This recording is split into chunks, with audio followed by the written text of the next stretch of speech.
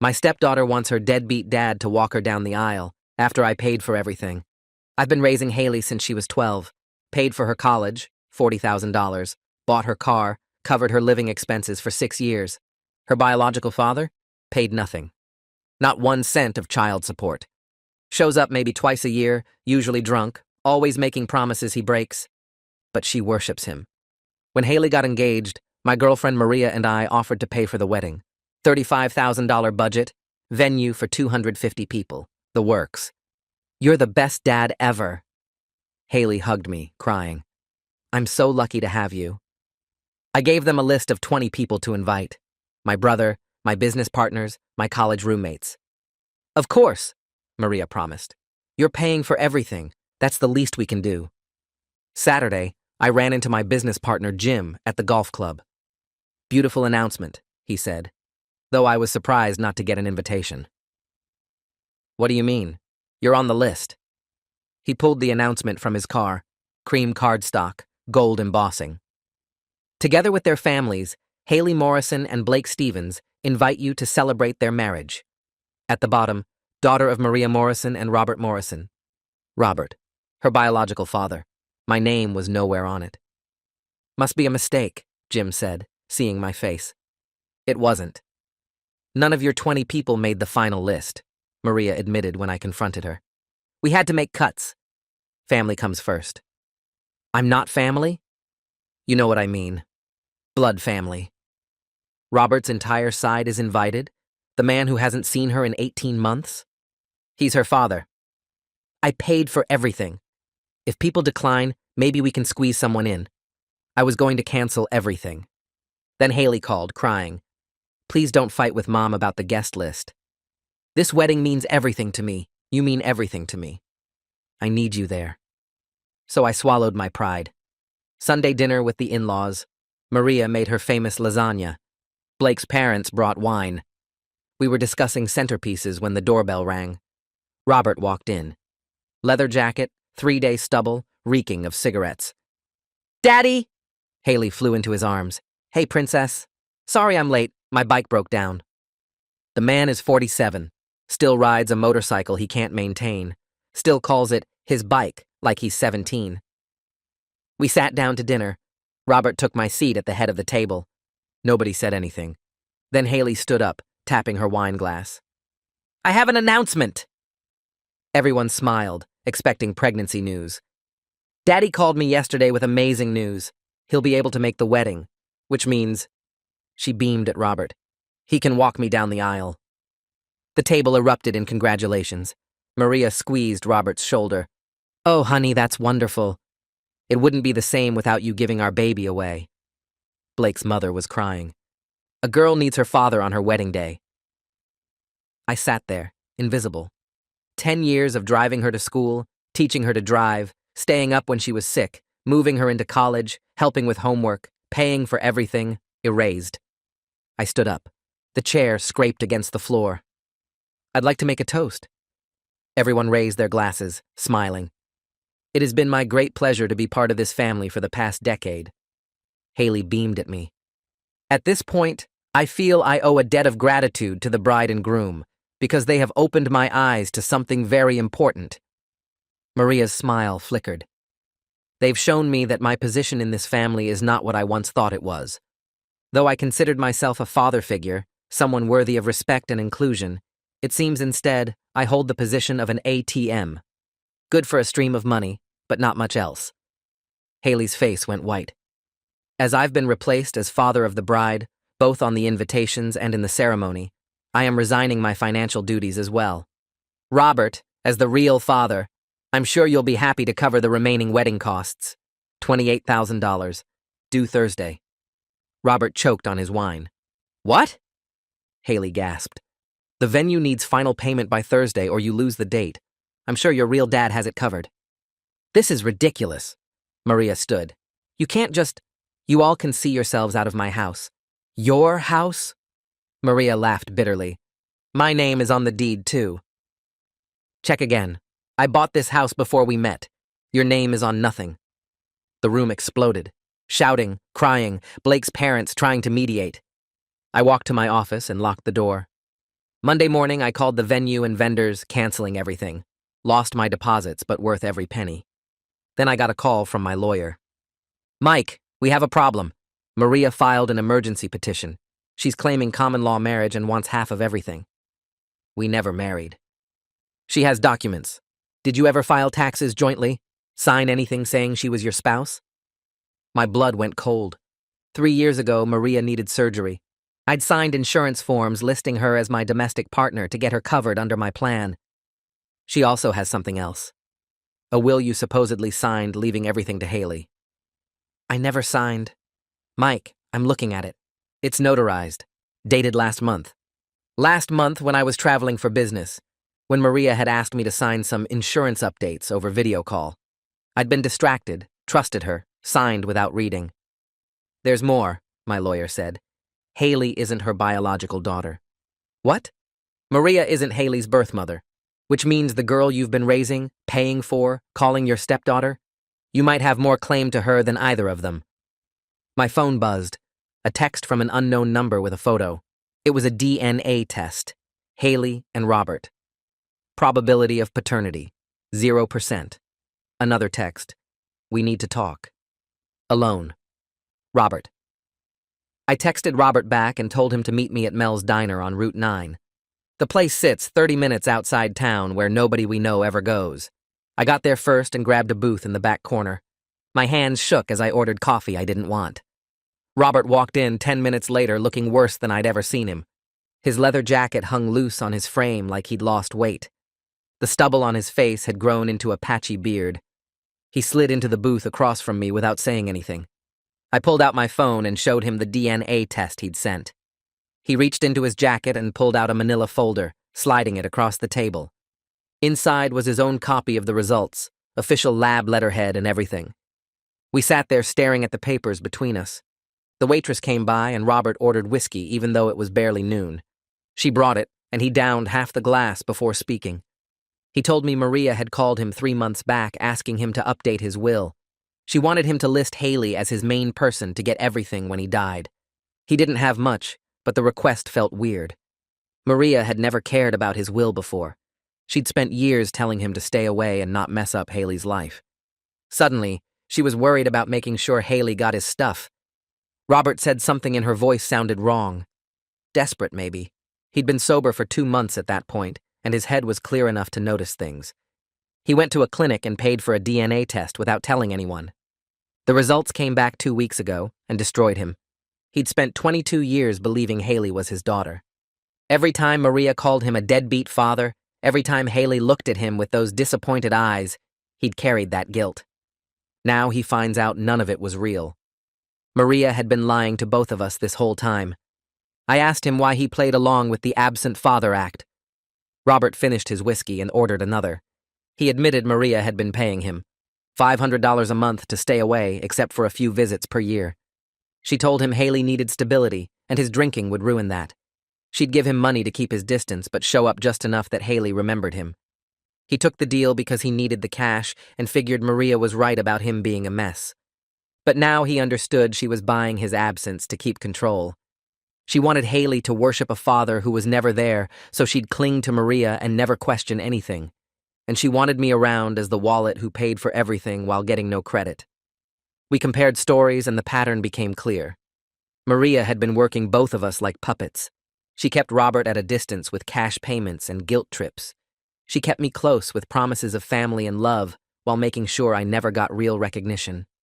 Haley was the tool she used to control us both.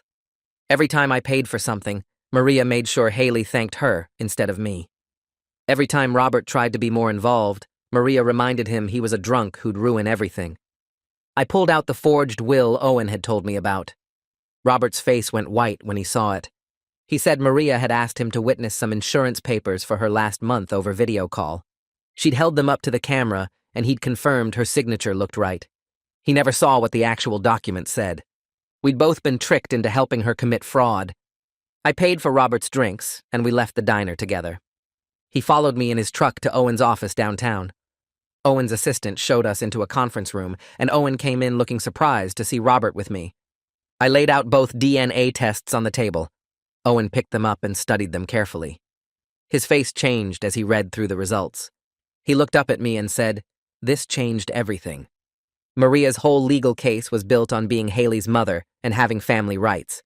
If she wasn't the biological mother and Robert wasn't the biological father, then what legal relationship did Maria actually have to Haley? Owen started making notes on his legal pad. He said we needed to find out if Maria legally adopted Haley or if she just took the baby and pretended to be the birth mother. If there were no legal adoption papers, Maria might have been raising a child she had no legal right to. That would destroy her common law marriage claim and her argument that she deserved half my assets. Owen said he'd file an emergency motion first thing tomorrow morning. He'd ask the judge to freeze all legal proceedings until we could investigate Haley's real parentage and Maria's legal relationship to her. We needed to force Maria to produce adoption records and birth certificates. Owen thought the judge would grant the motion once he saw the DNA evidence. Robert sat quiet through the whole meeting, but nodded when Owen asked if he'd testify about Maria's payments and manipulation. The next morning, Owen filed the emergency motion with the court. He attached both DNA tests and a statement from Robert about the monthly payments. The judge scheduled a hearing for that afternoon. Maria's lawyer showed up looking confused and angry. Owen presented the DNA evidence and explained that neither Maria nor Robert appeared to be Haley's biological parents. The judge's face got serious as he read through the documents. He asked Maria's lawyer if they had any adoption records or birth certificates to present. The lawyer stammered and said they'd need time to gather documents. The judge granted Owen's motion and ordered all proceedings frozen. He gave Maria's lawyer 1 week to produce legal documentation proving Maria's relationship to Haley. If they couldn't provide proper adoption records, the judge said he'd have to question the entire basis of Maria's claims. Maria's lawyer tried to argue, but the judge cut him off. He said this was a serious matter involving potential fraud and false identity documents. The court needed to establish the basic facts before proceeding with any property claims. Owen walked out of the courthouse looking satisfied. He told me this was the break we needed. Maria had built her whole case on being Haley's mother and my domestic partner. If we could prove she'd been lying about Haley's parentage from the start, everything else she'd done would look like part of a bigger fraud. Over the next 3 days, Maria's lawyer kept requesting extensions. They finally produced a set of adoption papers on the 4th day. Owen got copies and brought them to his office. We sat down and went through every page. The papers listed Maria Morrison as birth mother and Robert Morrison as birth father. But Owen pointed out problems right away. The dates didn't match up with when Haley would have been born based on her current age. The hospital listed on the birth certificate didn't exist anymore, and Owen couldn't find records of it ever operating in our state. The notary signature looked fake, and when Owen tracked down the notary, she said she'd never notarized any adoption papers for Maria. Owen filed a motion to subpoena hospital records from every facility in the state around the time Haley was born. Maria's lawyer objected, but the judge ordered the records produced. 2 weeks later, the results came back. No hospital in our state had any record of Maria Morrison giving birth 22 years ago. No birth certificate existed for a baby girl born to Maria Morrison on Haley's birthday. Owen spread the hospital records across his desk and looked at me. He said Maria had committed massive fraud. She'd created fake adoption papers and a fake birth certificate. She'd been lying about being Haley's mother for over 2 decades. I asked Owen what we should do next. He said we needed to find out who Haley's real parents were and how Maria ended up with her. That meant hiring someone who specialized in this kind of investigation.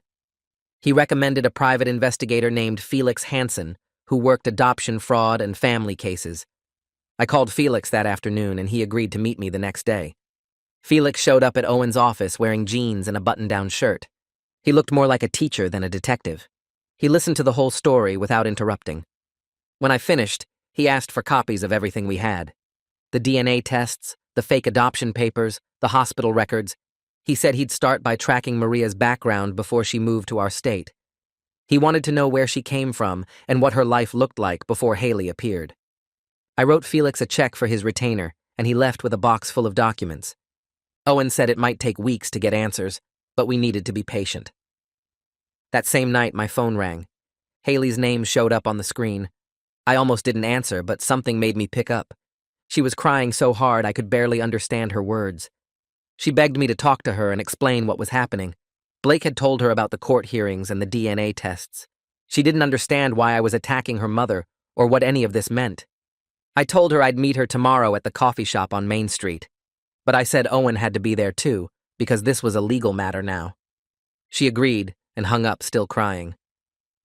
The coffee shop on Main Street was nearly empty when Haley walked in the next morning. She looked terrible, eyes red and puffy, hair pulled back in a messy ponytail. Owen sat next to me at a corner table, his briefcase open with documents spread between us. Haley slid into the chair across from me and stared at her hands. I pushed the DNA test results across the table. The paper showed Robert's name and Haley's name with that single devastating line underneath. Probability of paternity, 0%. She picked it up with shaking fingers and read it 3 times. Her lips moved silently as she processed the words. She set it down carefully, like it might explode. She told me this had to be wrong, that labs made mistakes all the time, that someone must have switched the samples. Owen explained the test used a certified lab with chain of custody documentation. There was no mistake. Haley's face crumbled. She asked what this meant, who her father was if not Robert. I told her we didn't know yet, but we were finding out. She started crying, not the gentle tears from our last conversation, but deep sobs that shook her whole body. The barista glanced over nervously. Owen handed her tissues from his briefcase. She asked if Maria knew about this. I said Maria had to know because she'd been lying about everything for 22 years. Haley wiped her eyes and said her whole life was fake, that she didn't know who she was anymore. I reached across the table, but she pulled her hands back.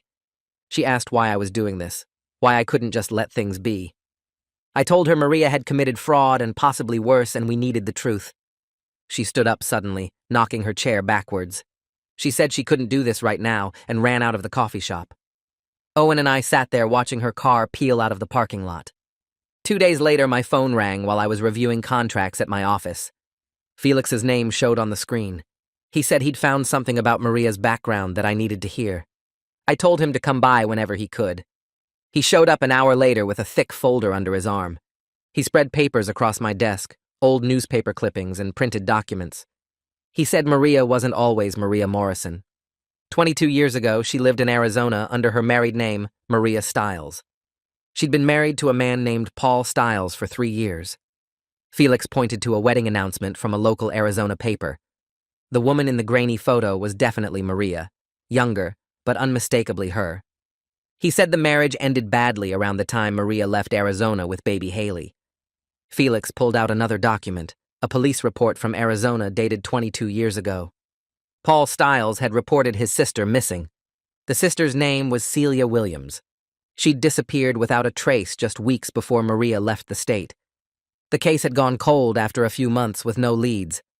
I stared at the police report, trying to make sense of the timeline. Felix said the dates lined up too perfectly to be coincidence. Maria left Arizona with a baby the same month her sister-in-law vanished. He'd requested the full case file from Arizona authorities, but it would take time to get everything. I called Owen immediately and asked him to come to my office. He arrived within 30 minutes and Felix walked him through everything again. Owen studied the police report and the newspaper clippings. He asked Felix if there was any evidence linking Maria directly to the disappearance. Felix said not yet, but he was working on it. Owen leaned back in his chair and said, if Maria took her sister-in-law's baby and fled the state, we were looking at kidnapping charges. This wasn't just fraud anymore. This was potentially a federal crime. I felt sick thinking about what this meant. Felix said he needed to dig deeper into what happened in Arizona. He wanted to find Paul Stiles and get his side of the story. Owen agreed and said we should move carefully, because if this turned into a criminal investigation, everything would change. He told Felix to document everything and maintain chain of custody on any evidence. Felix packed up his folder and said he'd call as soon as he learned more. After he left, Owen and I sat in my office not saying much. The implications were too big to process. If Maria had stolen Haley from her biological mother, then everything about the past 22 years was built on a crime. Felix called me 4 days later sounding excited. He said he'd tracked down Paul Stiles in Arizona and arranged a phone call. Paul still lived in the same small town where he'd grown up. Felix had explained the situation carefully without revealing too much. Paul had agreed to talk to me directly. Felix gave me Paul's number and told me to call that evening. I sat in my home office at 8 o'clock with the phone in my hand. My heart pounded as I dialed. A man answered on the second ring with a cautious hello. I introduced myself and explained I'd been raising a young woman named Haley for the past 10 years. There was complete silence on the other end. Then Paul made a choking sound like he couldn't breathe. He asked me to repeat the name. I said Haley Morrison, 22 years old, raised by Maria Morrison. Paul started crying. He said he'd been searching for his sister's daughter for 22 years. He'd hired private investigators, posted on missing persons forums, never given up hope. He asked if Haley was okay, if she was safe and healthy. I told him she was fine, getting married soon, finishing college. Paul sobbed with relief. He said Maria had destroyed his family and stolen the only piece of his sister he had left. I asked him to tell me everything that happened. Paul's voice shook as he explained. His sister Celia had gotten pregnant by her boyfriend, who took off when he found out about the baby. Celia was 20 years old, scared, but determined to be a good mother. Maria had been married to Paul at the time and offered to help Celia with the baby. Maria couldn't have kids of her own, and Paul thought she just wanted to be supportive. Celia gave birth to a healthy baby girl. Maria was at the hospital and took dozens of pictures. For the first few weeks, Maria came over constantly to help with feedings and diaper changes. Celia was grateful for the support. Then one morning, Paul went to check on Celia and found the apartment empty. The baby was gone. All of Celia's things were still there, but she and the infant had vanished. Paul called the police immediately. They searched for 3 weeks with no leads. Then a hiker found Celia's body in the desert 15 miles outside town. The medical examiner ruled it an apparent drug overdose. Paul told the police his sister didn't use drugs, that she'd been clean her whole pregnancy and excited about motherhood. Nobody listened. They closed the case as an accidental death. The baby was never found. Paul said he confronted Maria after Celia's funeral. She acted shocked and claimed she had no idea what happened. But Paul noticed Maria had packed up and left town within a week. He tried to track her, but she'd disappeared completely. He filed missing persons reports for the baby, but without proof Maria had taken her, the police couldn't do anything. Paul spent years searching, convinced Maria had stolen his niece and somehow caused his sister's death. He could never prove it.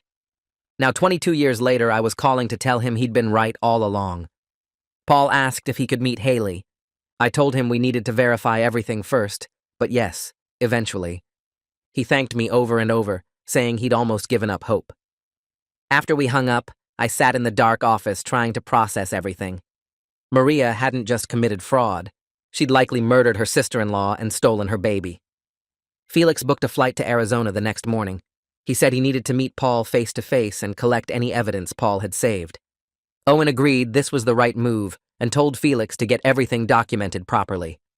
Felix landed in Phoenix and drove 2 hours to the small town where Paul lived. He called me from Paul's house that evening. Paul had kept everything from the investigation in boxes in his garage. Photos of baby Haley with Celia at the hospital. Medical records showing Celia as the mother. The police reports from the missing persons case. Newspaper articles about Celia's death. Felix said Paul had maintained a shrine to his sister and the lost baby for over 2 decades. He'd never stopped believing they'd been murdered. Felix was photographing and cataloging everything. He said the evidence was overwhelming. Paul had original documents that would prove Maria's entire story was fabricated.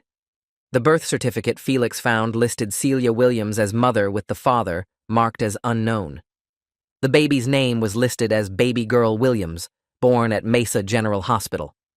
Paul had the hospital bracelet Celia wore during delivery. He had photos of Maria holding the newborn in the hospital room. Felix said this was enough to prove Maria had access to the baby and knew exactly who the biological mother was. Paul also had something else valuable. He'd kept some of Celia's belongings, including her hairbrush with strands of hair still caught in the bristles. Felix asked if we could use that for DNA testing. Owen said absolutely, that we needed definitive proof Haley was Celia's biological daughter. Felix carefully bagged the hairbrush and prepared to fly back with all the evidence. He told Paul we'd be in touch soon with next steps. Paul made Felix promise to let him know the moment the DNA results came back. Felix returned 3 days later with 2 large boxes of evidence. Owen and I met him at his office to go through everything. The photos were the hardest to look at. Celia holding her newborn daughter with pure joy on her face. Maria standing next to the hospital bed with an expression that now looked predatory. Baby Haley wrapped in a pink blanket, completely unaware her life was about to be stolen. Owen arranged for the DNA testing through the same lab that had done the paternity test with Robert. They said results would take about 2 weeks. Felix organized all of Paul's evidence into a timeline showing exactly what happened 22 years ago. The picture was clear. Maria had befriended a vulnerable new mother, gained her trust, then taken everything from her. We still couldn't prove Maria killed Celia, but the circumstantial evidence was strong. Owen said once we had DNA confirmation, we'd need to contact Arizona authorities about reopening the investigation into Celia's death. While we waited for the DNA results, Maria's lawyer called Owen. The lawyer's voice was aggressive, demanding we cease our investigation immediately. He said we were harassing his client with baseless accusations, and if we didn't stop, Maria would file defamation charges. Owen listened calmly, then asked if the lawyer was aware his client was under investigation for kidnapping and possible homicide. The line went quiet. Owen explained we'd contacted authorities in Arizona regarding the disappearance of Celia Williams and her infant daughter 22 years ago. We had substantial evidence suggesting Maria had taken the child and fled the state. The lawyer stammered something about needing to consult with his client. Owen said that was a good idea. He also mentioned we had DNA evidence pending that would conclusively prove Maria wasn't Haley's biological mother. The lawyer hung up without another word. Owen smiled grimly and said Maria was running out of options. Her entire house of lies was collapsing. That night, I couldn't sleep. I kept checking my phone every few minutes, expecting something to happen. Around 11, I got up and made coffee. My hands were shaking when I poured it. The house was too quiet. Every creak made me jump. I walked through the rooms, looking at everything Maria had touched over the years. Her magazines on the coffee table, her sweater draped over the chair, her coffee mug in the sink, all these little pieces of a life she'd built on lies. The doorbell rang at midnight. I looked through the peephole and saw Maria standing on my porch. Her hair was a mess. Her mascara was smeared down her face. She was wearing sweatpants and a torn jacket.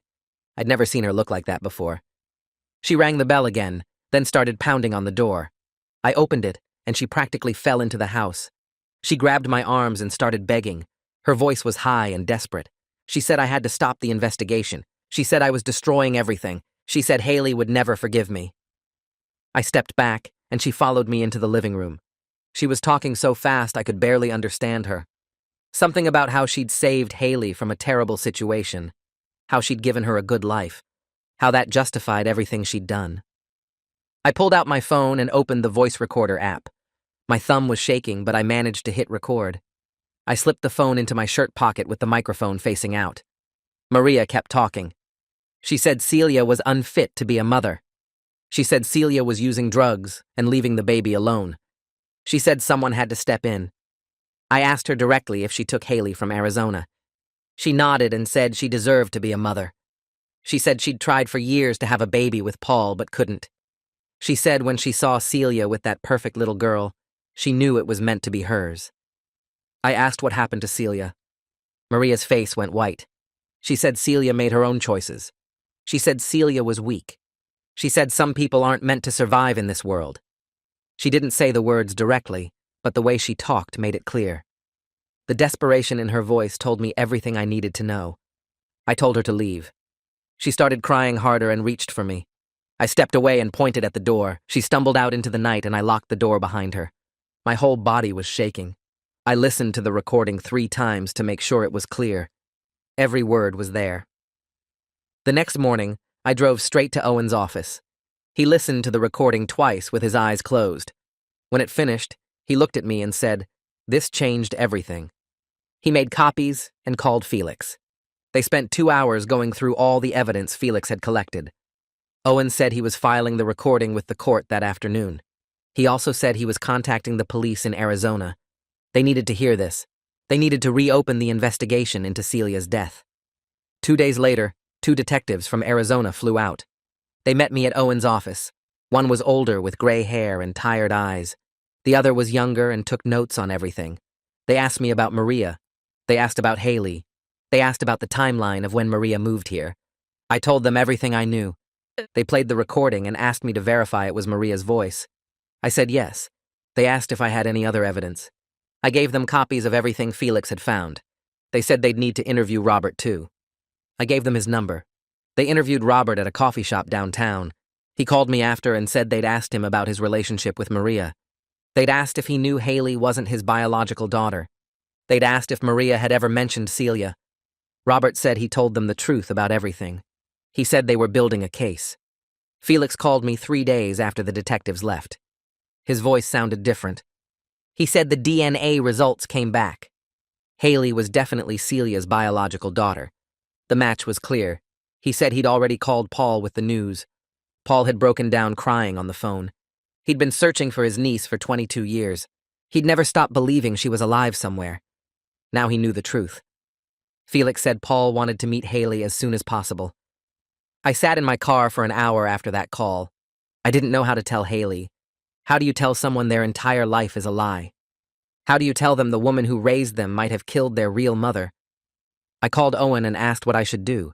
He said we needed to tell her soon. He said if we waited, she'd hear it from someone else.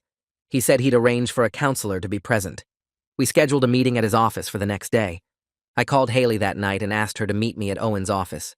She asked why. I said we needed to discuss some legal matters about Maria's case. She agreed, but her voice was cold. She still blamed me for everything falling apart. She still thought I was the villain in this story. The next afternoon, I arrived at Owen's office early.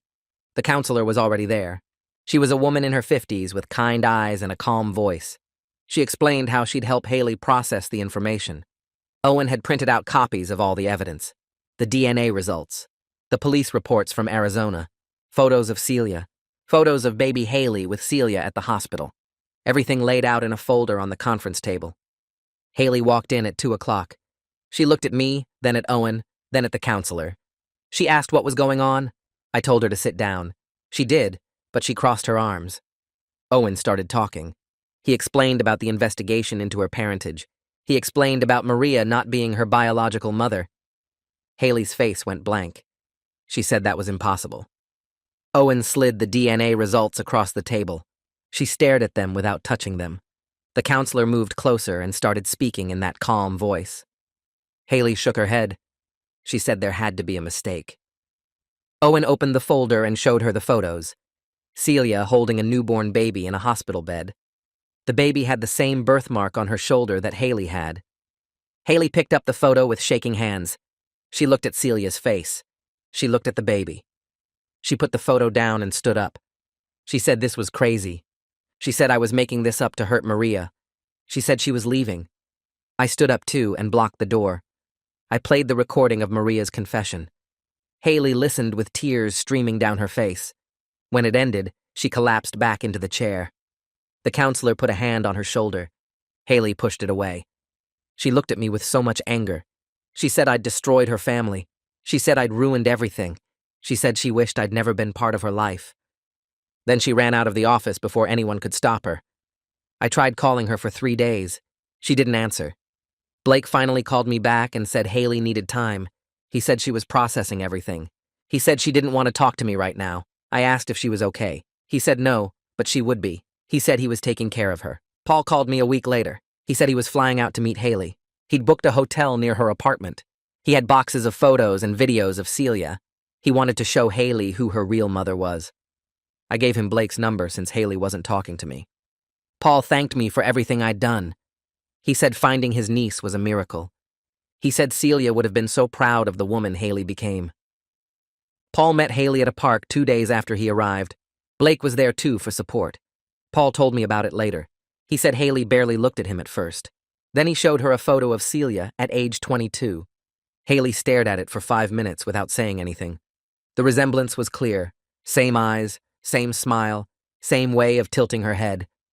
Paul showed her videos of Celia laughing, dancing, talking about her dreams. Haley watched every single one. By the end, she was crying. She asked Paul questions about Celia. What was she like? What did she want to be? Did she love her baby? Paul answered everything honestly. He said Celia loved Haley more than anything in the world. He said Celia's last words before she died were about keeping her baby safe. Blake called me after that meeting. He said Haley was starting to accept the truth. She was devastated and confused, but she was listening now. He said she'd asked about me. She wanted to know if I knew all along. Blake told her I'd only found out recently. He told her I'd been trying to protect her. He said Haley didn't respond, but at least she didn't get angry. Blake impressed me through all of this. He could have walked away. Most guys would have. But he stayed by Haley's side every single day. He held her when she cried. He listened when she needed to talk. He gave her space when she needed to be alone. He postponed the wedding without complaint. He told her they'd get married when she was ready, whether that was next month or next year. He focused completely on helping her heal. I called him one night and told him I respected him. He said Haley was worth it. He said he loved her, and nothing would change that. 2 weeks after Paul's visit, the Arizona police arrested Maria. They showed up at her apartment early in the morning with a warrant. The charges were suspicion of murder, kidnapping, and fraud. Maria tried to run, but they caught her in the parking lot. The whole thing was on the local news. I watched the footage of her being put in the police car. She looked small and scared. Nothing like the confident woman who'd lived in my house for 10 years. Arizona requested her extradition. The judge approved it within days. They put Maria on a plane with 2 officers. She'd face trial in Arizona where Celia died, where the crime actually happened. Suddenly, I was the only parental figure Haley had left in the state. Robert was around, but he wasn't reliable. Paul was back in Arizona. Maria was in jail. I was all she had. Blake called me 3 days after Maria's arrest. He said Haley needed help. She couldn't afford her apartment without Maria's financial support. She was too traumatized to be alone. She was having panic attacks every night. Blake was staying with her, but he had to work. He asked if Haley could stay with me for a while, just until she got back on her feet. I said yes immediately. I told him to bring her over whenever she was ready. Haley moved into my guest room that weekend. Blake helped her carry boxes up the stairs. She didn't look at me when she arrived. She went straight to the guest room and closed the door. I heard her crying through the wall that night. I wanted to knock and offer comfort, but I knew she wasn't ready. Our relationship was strained. She was only here because she had nowhere else to go. But at least she was here. At least I could keep her safe while she figured out how to put her life back together. Robert showed up 3 days after Haley moved in. I opened the door and found him standing on my porch looking cleaner than I'd ever seen him. No leather jacket, no cigarette smell. He wore jeans and a button-down shirt that looked recently ironed. He asked if he could talk to Haley. I told him to wait while I checked with her. She was in the guest room staring at her phone. I knocked and told her Robert was here. She looked scared but nodded. We went downstairs together. Robert sat on the couch and Haley sat across from him in the armchair. I stayed standing near the kitchen. Robert told her he needed to be honest about something. He said Maria had been paying him for years to stay away. $500 a month to only visit twice a year and never ask for custody or more time. He took the money because he needed it and because Maria convinced him Haley was better off with stability. But he said he always cared about her even though he was a terrible father. Haley started crying. She asked how he could take money to abandon her. Robert said he was ashamed and there was no excuse.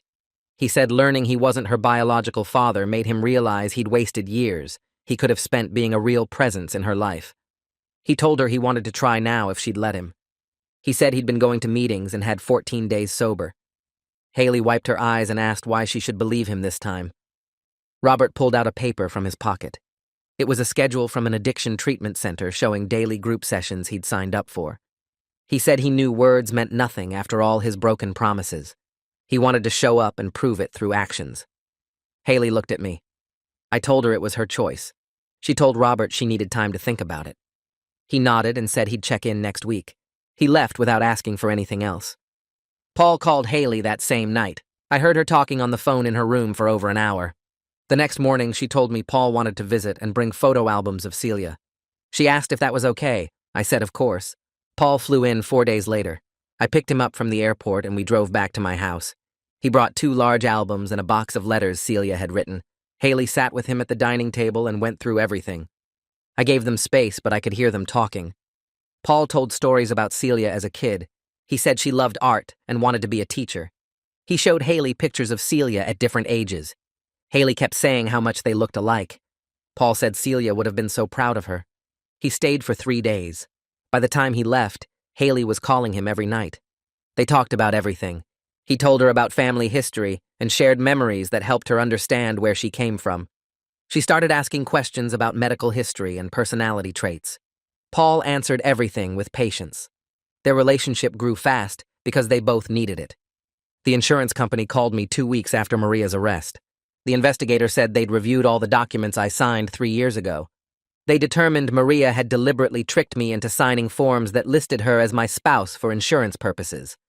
She'd used those forms to build her common-law marriage claim. The investigator said this was fraud, and they were filing their own criminal charges against Maria. They said I wouldn't face any penalties because I was clearly a victim. They also said they were working with Owen to make sure none of Maria's legal claims held up. The investigator asked if I wanted to pursue a civil case against Maria for the money she'd cost me. I said I just wanted it all to go away. He understood, but said their criminal case would move forward regardless. Owen called the next day with updates. He said the forged will had been thrown out completely. The notary admitted under questioning that Maria had paid him to backdate the document and notarize it without me present. The common-law marriage claim was dismissed because we'd never filed joint taxes or presented ourselves as married except for the insurance fraud. My assets were protected, and Maria had no legal claim to anything.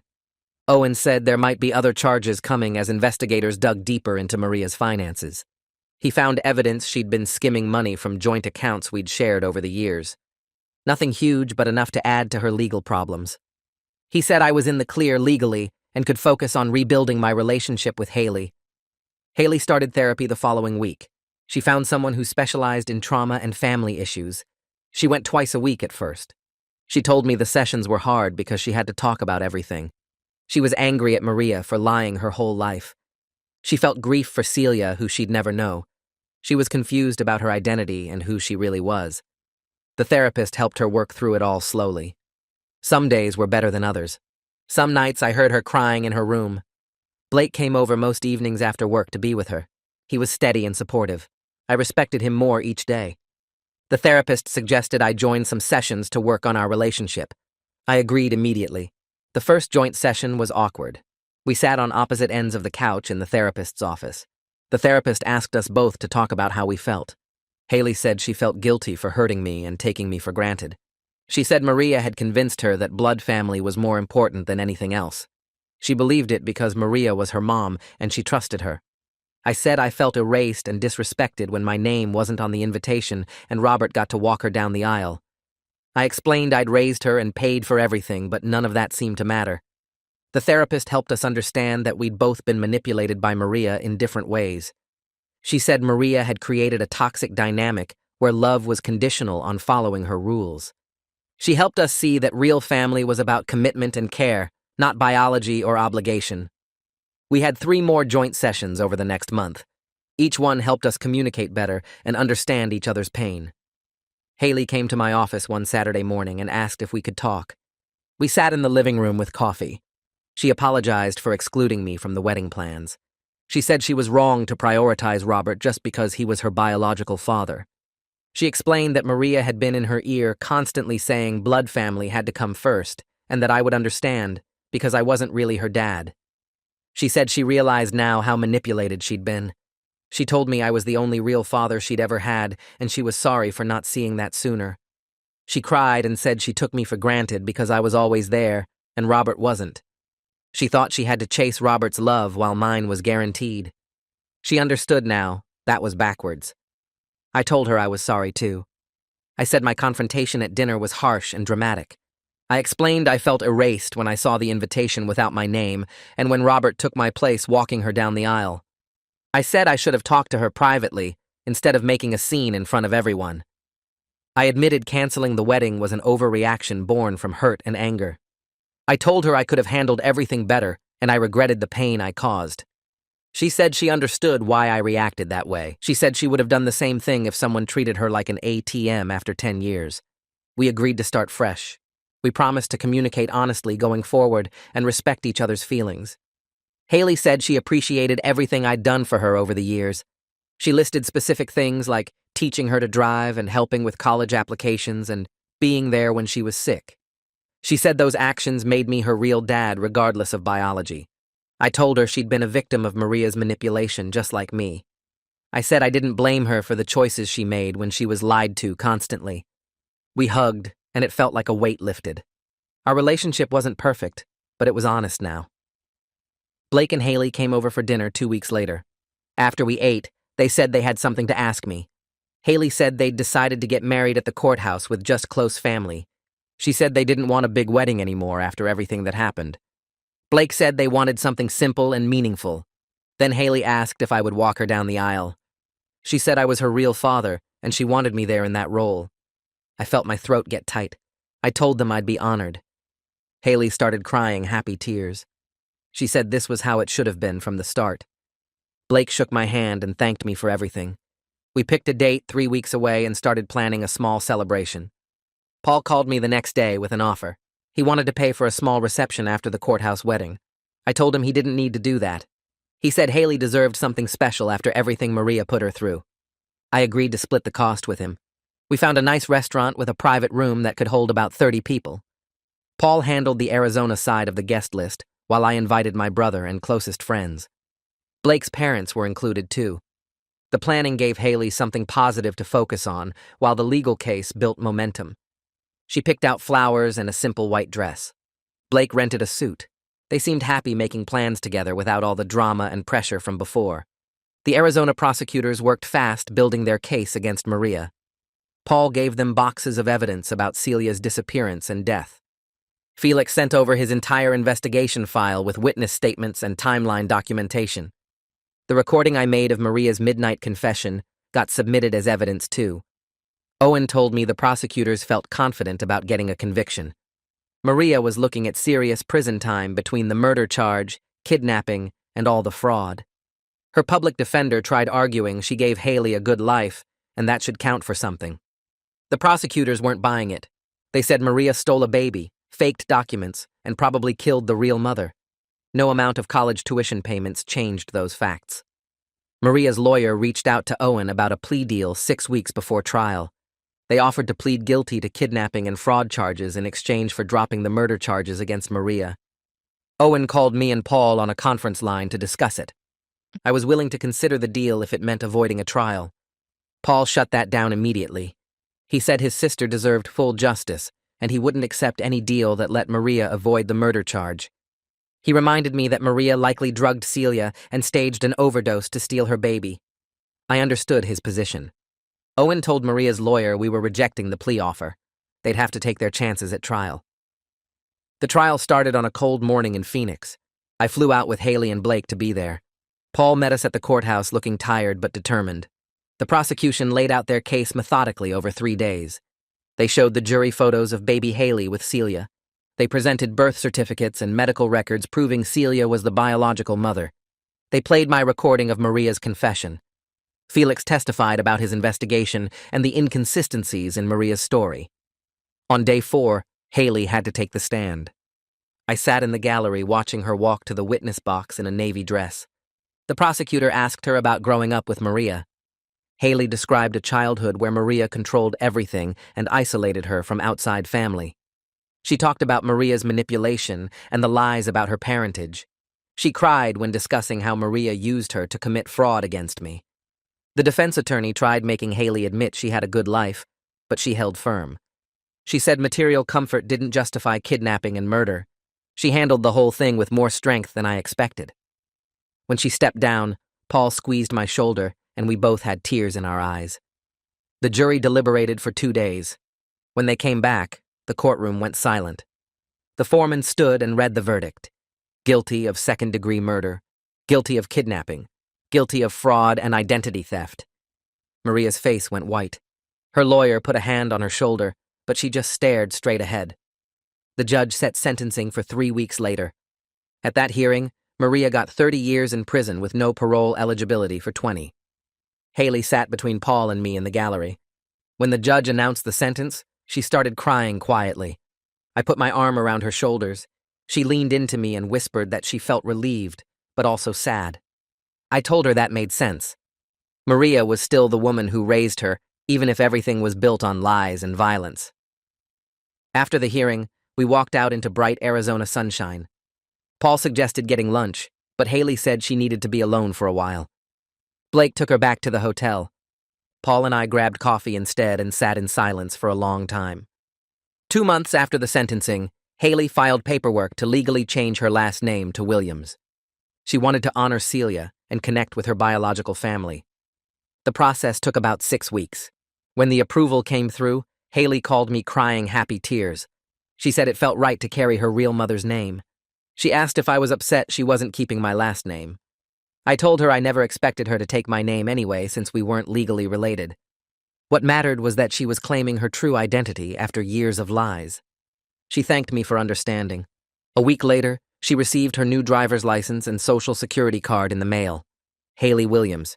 She posted a photo on social media with a caption about reclaiming herself. The comments filled with support from friends who knew what she'd been through.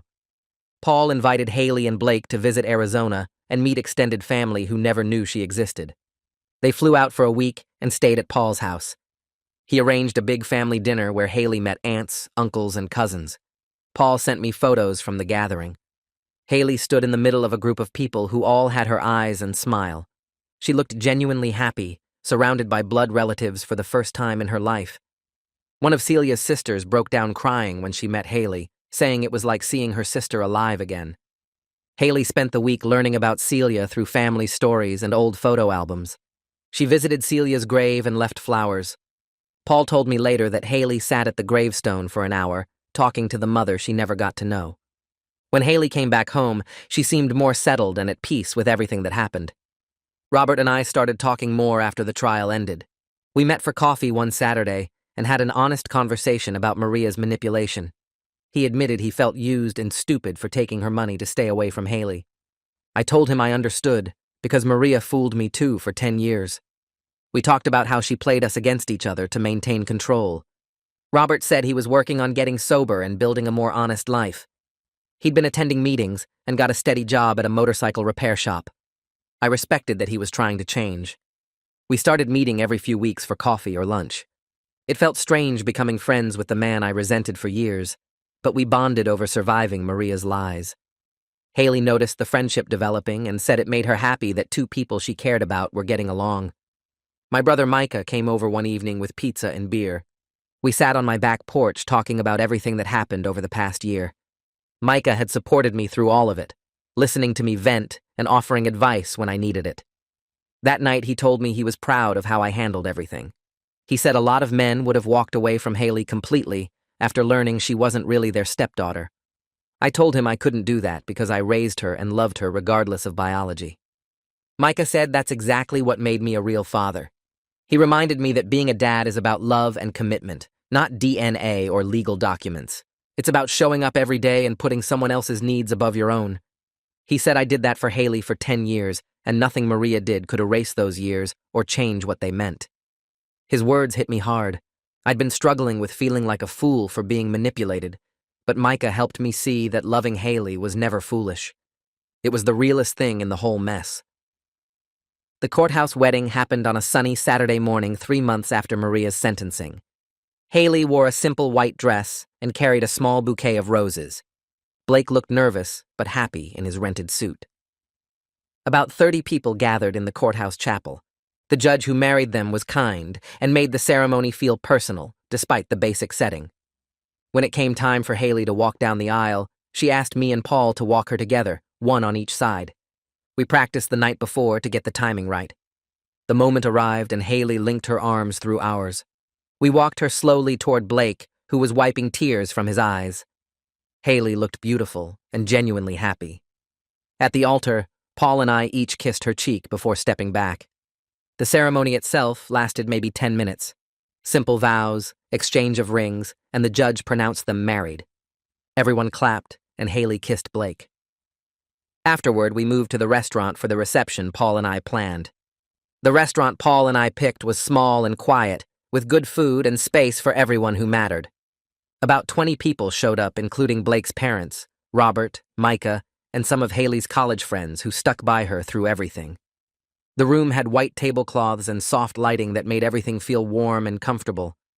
We ate good food and talked and laughed, and it felt right in a way the big fancy wedding never would have. After dinner ended and dessert plates got cleared away, Haley stood up and tapped her glass with her fork.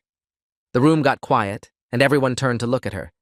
She was still wearing her simple white dress, and her face looked nervous but happy.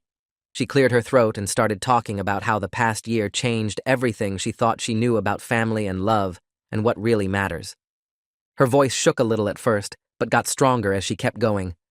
She talked about learning that biology doesn't make someone your parent and that showing up every day matters more than DNA ever could. She looked right at me when she said she was grateful I never gave up on her, even when she hurt me and didn't deserve my patience. She said I was her real father in every way that counted, and nothing would ever change that. Her eyes filled with tears, and so did mine. Blake squeezed her hand, and Paul wiped his eyes with his napkin. When she finished, everyone clapped, and I had to stand up because my chest felt too full to stay sitting. I raised my glass and waited for the room to get quiet again. I welcomed Blake to our family and told him he was getting an amazing woman who survived more trauma than most people face in a lifetime. I said I was proud of Haley for her strength and her heart and her ability to forgive even when forgiveness seemed impossible.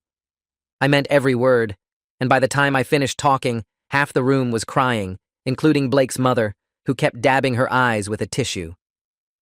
After the toasts, Paul pulled me aside near the back of the room where it was quieter. We stood there for a minute not saying anything, just watching Haley and Blake dance their first dance as a married couple. Paul told me he was grateful Haley had me in her life all those years when he didn't even know she existed. He said knowing she had a father figure who truly cared made the pain of losing his sister a little easier to bear. We talked about Celia and how much Haley looked like her and acted like her from what Paul remembered. He said Celia would have loved me for taking care of her daughter the way I did. We shook hands and then hugged, and I felt like I gained a brother through all this mess. Paul said we were family now, whether we planned it or not, and that felt true and good. 2 weeks after the wedding, I got a call from the insurance company's legal department. They reviewed all the evidence Owen provided about Maria's fraud and how she manipulated me into signing those domestic partner forms. The woman on the phone apologized for the stress their investigation caused and said they were dropping all claims against me. She explained they were pursuing criminal charges against Maria for insurance fraud on top of everything else she was facing in Arizona. My financial situation finally stabilized, and I could breathe again without worrying about losing everything. I called Haley that same day and told her I wanted to help with a down payment on her first house with Blake. She cried on the phone and tried to say no, but I insisted. She deserved a good start after everything she went through. 3 months later, Haley walked across the stage at her college graduation. She finished a semester late because of all the chaos with Maria's arrest and the trial, but she made it. Blake and Paul and Robert and I all sat together in the auditorium cheering when they called her name. She wore her cap and gown and walked with her head high, and I felt so proud I thought my chest might burst. After the ceremony, we took her to dinner and celebrated properly. Robert looked healthier than I'd seen him in years. He told us he completed rehab and got a steady job at a motorcycle repair shop across town. He wasn't perfect, and probably never would be, but he was trying. Haley appreciated having him show up consistently for the first time in her life. She hugged him after dinner and told him she was proud of him, and I saw tears in his eyes.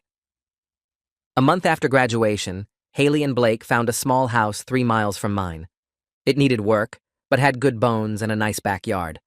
They used my down payment gift and got a mortgage they could actually afford on their salaries.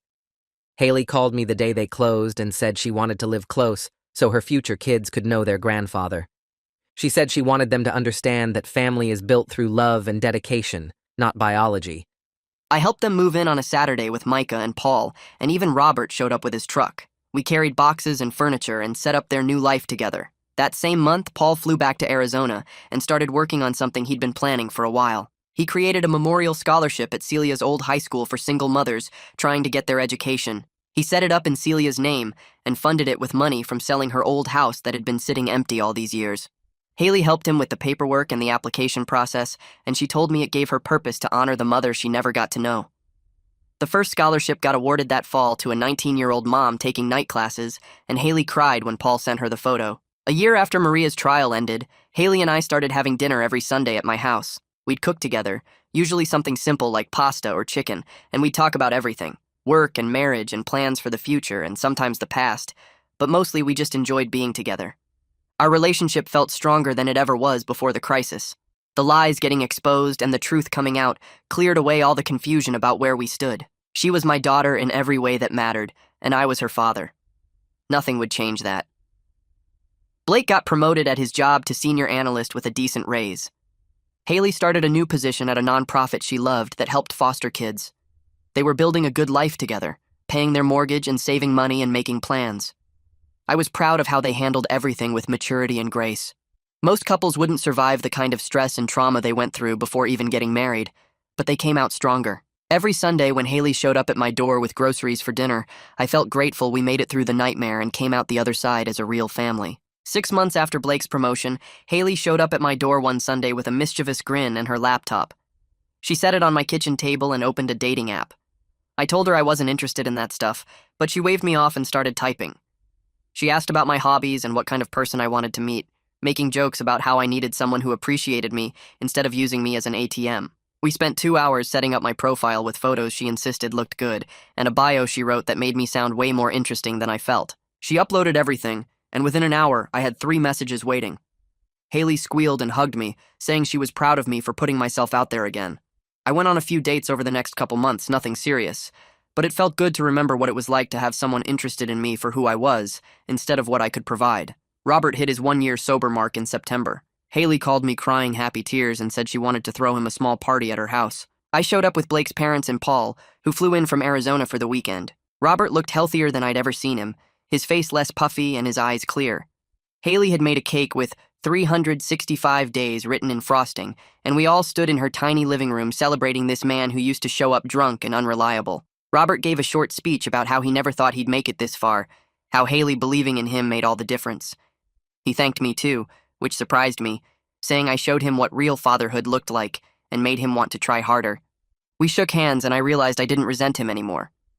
He would never be what I was to Haley, but he was trying to be something good in his own way, and that mattered. Paul started visiting every few months instead of just holidays. He'd stay at my place in the guest room, and we'd have breakfast together before he went to see Haley. Sometimes all of us would have dinner together, Blake and Haley and Paul and me, talking about Celia and Arizona and the family Haley never knew she had. Paul showed her more photos and videos, told stories about her mother's laugh and her dreams. Haley said it helped her feel connected to where she came from, gave her roots she didn't know existed. Paul told me once over coffee that he was grateful Haley had me all those years, that even though the circumstances were horrible, at least she grew up loved and cared for. We became real family, not just connected by tragedy, but by choice and commitment. My house transformed over the next year. The rooms that felt empty after Maria's arrest started filling up with noise and laughter. Haley and Blake came over twice a week for dinner. Paul visited every other month and stayed for long weekends. Robert showed up for game nights, sober and on time, bringing pizza or beer. Micah drove in from his place an hour away to join us for Sunday football.